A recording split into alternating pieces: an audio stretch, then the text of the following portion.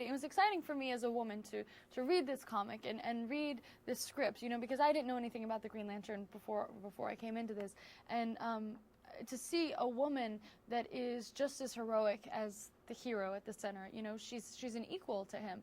You know, she is the best fighter pilot in the world next to him. You know, she runs her father's aviation company that he works for, and you know, he is very heroic in so many ways, but he also, like any human, has his weaknesses, and you know, she is there to help him realize and fulfill his potential.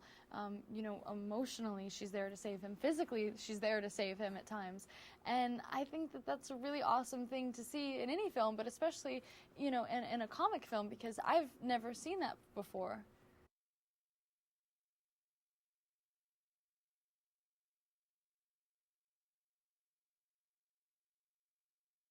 I didn't know anything about the Green Lantern, so automatically I assumed if I didn't know anything about it, nobody did.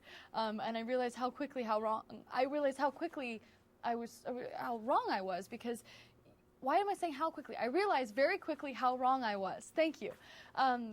Because, you know, so many people came out of the woodwork and they were like, oh my gosh, the Green Lantern, I can't believe you're doing this, and Star Sapphire, are you going to become this villain, and what about Parallax and Hector, and which Green Lanterns are in it, and people were just grilling me about it, and people that I never would have expected to be comic book fans at all, much less Green Lantern fans, but, you know, there's this amazing support and fan base around, and, you know, I thought, okay, well, because of this, I really have to know my stuff. So, you know, I read all the origin stories. I read anything that I could get my hands on from Jeff Johns, who is, you know, the god of Green Lantern for like the past 5 years and of DC, and he was on our set making sure that everything was accurate and that the fans would be happy, and I said to him, please tell me everything I need to know, give me every comic I need to know. So he hooked me up with it all, and I did my research.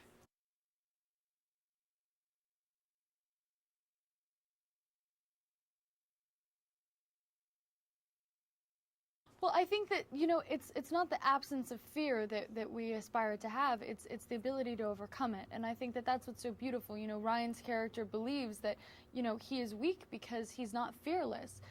He believes that a man should be fearless, you know, which is an idea that maybe we're all raised to believe in a way, but that's unrealistic. It's the ability to overcome fear that's really admirable and remarkable, and something that you should aspire to have, because we all have the ability to overcome fear, but you know, we have to challenge ourselves and our inner strength and our own will to find that.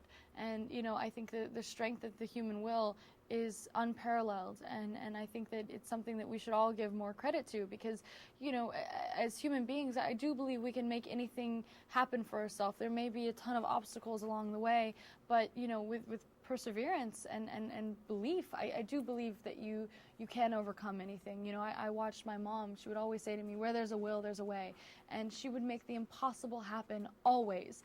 And I grew up with that belief, and when people would tell me, no, you can't do that, and I would say, why? They said, because it's never been done before. I would say, okay, well then great, now you get to see it be done for the first time.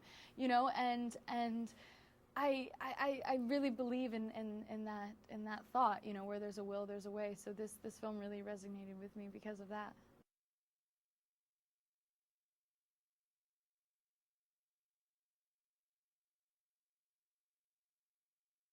I love that. I love that, you know, she could go from wearing a G-suit, you know, and fly a plane, into a beautiful column dress and Lorraine Schwartz diamond drop earrings.